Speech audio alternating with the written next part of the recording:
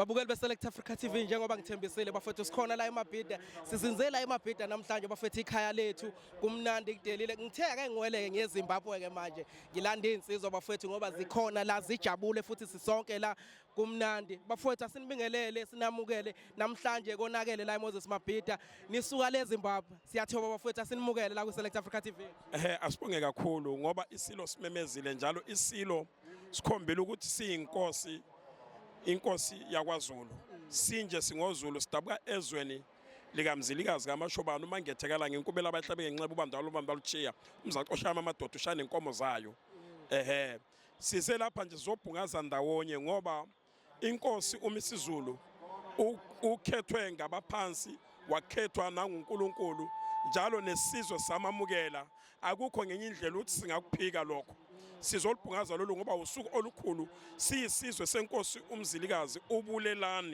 ubulelani kaHumphrey onguye ke osephethe esihlalweni senkosi umzilikazi inkosi yakhothamayo Mfowethu siyayizwa uyayibeka iyacaca ukusuka eZimbabwe bafethu nizobungaza umsebenzi noma omuhle kangaka la eKwaZulu Natal nila eSouth Africa kube kanjani ukubungeleka kwenu nje?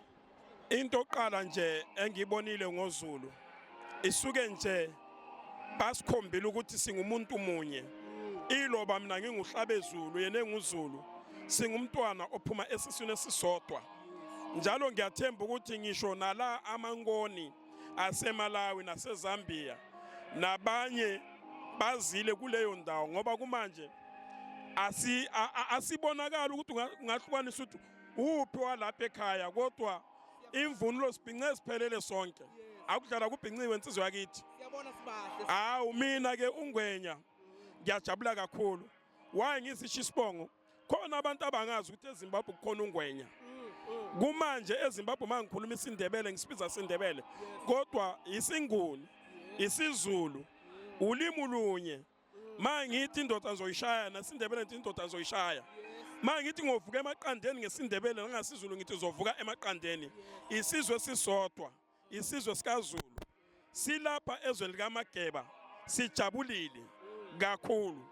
Mfowethu siyabonga kakhulu. Mfowethu asingakuvaleli ngaphandle. Ngisuka le Zimbabwe namhlanje ula KZN ula South Africa. Sizobungaza into ehle kangaka. Asibingelele ku Select Africa TV mfowethu. Hey sanibonani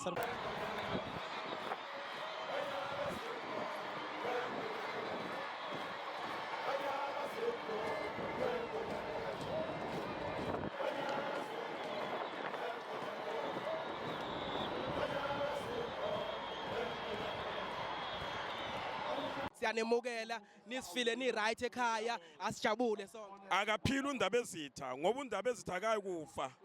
Akaphila undaba ezitha kuzobe naphakade. Isizwe ngenkosi, inkosi ngabantu. Thina abakamzilikazi ithi sikwaziyo. Njalo inkosi yethu ubulelana inkosi yamaNdebele. Hawu ijabule kakhulu isizwe ukuthi thina sisizwe sayo sikhona kuleyo ndawo nayo ikhona kuleyo ndawo sijabule kakhulu mfowethu. Alithunyisa igama lenkosi. Siyabonga. Select Africa TV bafowethu ngilapha eZimbabwe sanibonana eZimbabwe sijabule nje ngani siyanithanda kakhulu bafowethu. Select Africa TV uyasubscribe lapho sibe sonke lapho nje eZimbabwe bafowethu. Ngelinye ilanga sizofika eZimbabwe sofika eZimbabwe. Isigodlo sikaMzilikazi eseZimbabwe ngumthwakazi. Umthwakazi. Yebo sabhancile eZimbabwe kusingumthwakazi. Thina oZulu singumthwakazi. Yili igama lesigodlo sethu. Ukhabo umunye webutho. Mfowethu asikubingelele sikwamukele la kwi-Select Africa TV siyezwa nidabuka le Zimbabwe nifikile la kumnandi siyajabula uzizwa unjani namhlanje? Ngizizwa ngijabule kakhulu ngoba umsebenzi wenziwa la kwaZulu muhle kakhulu. Sichaza nathi singanye yesizwe sakwaZulu esahamba nomzilikazi ukuthi masibona ubuhle obunje inkosi yethu inkosi uMisuZulu inkosi yethu ngoba eyethu inkosi mayiza la kwaZulu iba yinduna nkulu iba inkosi yesizwe samakhumalo kwelinye iside likaMzilikazi. Yebo. Mfowethu siyathoba kakhulu siyajabula kuba nani and siyathokoza feel at home bafowethu nijabule sibe sonke siyabonga kakhulu. Sibonga thina sisizwe ngibongela isizwe nje siphelele. Siyabonga kakhulu thank you very much. Siyabonga.